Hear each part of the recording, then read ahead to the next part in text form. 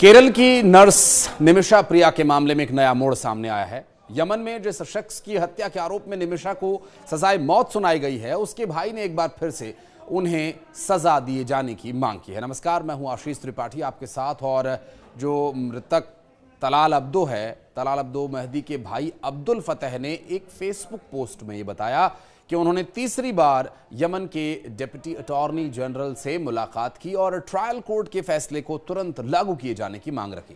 फतेह ने डिप्टी एजी को एक पत्र लिखा और कथित पत्र भी शेयर किया, जिस पर तलाल के उत्तराधिकारियों के हस्ताक्षर भी बताए जा रहे हैं। और इस पत्र में इस हत्या को यमन के इतिहास में अभूतपूर्व बताया गया और सजा के त्वरित क्रियान्वयन की भी मांग की गई। यमन के डिप्टी अटॉर्नी जनरल को लिखे पत्र में फतेह ने लिखा कि हम साफ तौर पर यह कहना चाहते हैं कि हमारी एकमात्र मांग कानूनी प्रतिशोध के फैसले को तुरंत लागू करना है। हम कोई भी दूसरा विकल्प स्वीकार नहीं करेंगे, चाहे वो कुछ भी क्यों ना हो। हमने इस बात पर बार बार जोर दिया, जिसकी वजह से फैसले को बिना किसी देरी के लागू करना जरूरी है।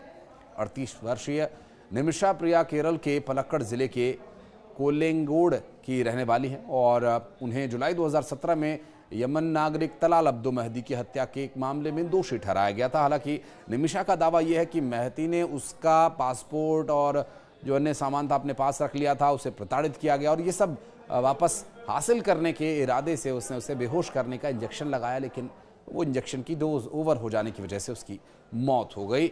इरादतन हत्या का कोई इरादा नहीं था। तो यमनी अदालत ने साल 2020 में सजाए मौत मुकर्रर की निमिषा के लिए और इसके खिलाफ निमिषा ने देश की सर्वोच्च न्यायपालिका परिषद में भी अपील की थी। हालांकि सुप्रीम काउंसिल ने निमिषा की दलीलों को खारिज कर दिया था और इस वक्त वो यमन की राजधानी सना के जेल में बंद है, जो हूती विद्रोहियों के कंट्रोल में है। इस पूरे मामले में पीड़ित परिवार ब्लड मनी लेने से भी इनकार कर चुका है, जिसके बाद निमिषा की सजाए मौत 16 जुलाई को होना मुकर्रर किया गया था। लेकिन राजनीतिक और धार्मिक नेताओं के दखल के बाद इसे रद्द किए जाने का प्रयास किया गया, लेकिन फिलहाल रद्द तो नहीं हुआ। हालांकि इसे टाल जरूर दिया गया।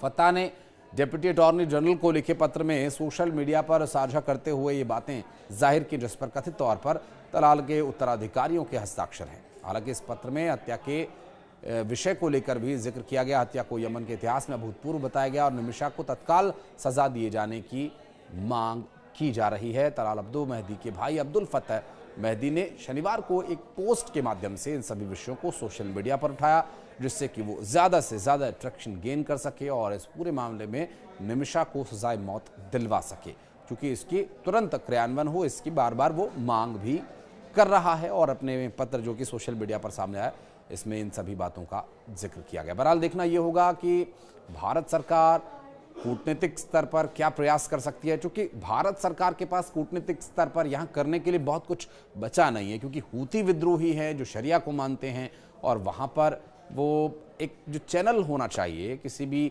दो देशों के बीच, दो समकक्षों के बीच बातचीत होती है। मसलन अगर भारत विदेश में किसी दूसरे देश में अपने किसी बात को रखना चाहता है तो वहाँ के विदेश मंत्री से वो बात करते हैं। अब हूतियों के बीच विदेश मंत्रालय जैसे कंसेप्ट को तो फिलहाल कोई जगह नहीं मिली हुई है, तो वो मिलजुल कर अपने तरीके से शरिया के हिसाब से अपने देश को चला रहे हैं। अब यहाँ पर क्या कोई संभावना बन सकती है? तो दूसरी तरफ जो मौलाना हैं या जिन धार्मिक गुरुओं के द्वारा जो दखल किया जा रहा है, वहाँ भी वो माना जाए ये ज़रूरी नहीं, क्योंकि वहाँ तो शरिया लागू है और शरिया पूरे दुनिया में बहुत कम देशों में लागू है। और ये देखना होगा अहम कि क्या इस बारे में वहाँ विचार किया जाता है या नहीं, या दखलंदाजी और तमाम प्रयासों के बाद क्या स्थिति होती है। भारत के सुप्रीम कोर्ट में भी इस पूरे मामले पर बीच बीच में कुछ अपडेट्स आते रहे हैं, लेकिन फिलहाल निमिषा प्रिया की जो मौत की सज़ा है वो यथावत बनी हुई है। हालांकि उसे टालने का प्रयास जरूर किया गया। अब देखना यह होगा कि क्या निमिषा बच पाएंगी, भारत वापस आ पाएंगी। कुछ कहना चाहें तो कमेंट सेक्शन में आइए और अपनी प्रतिक्रिया दर्ज कराइए। धन्यवाद।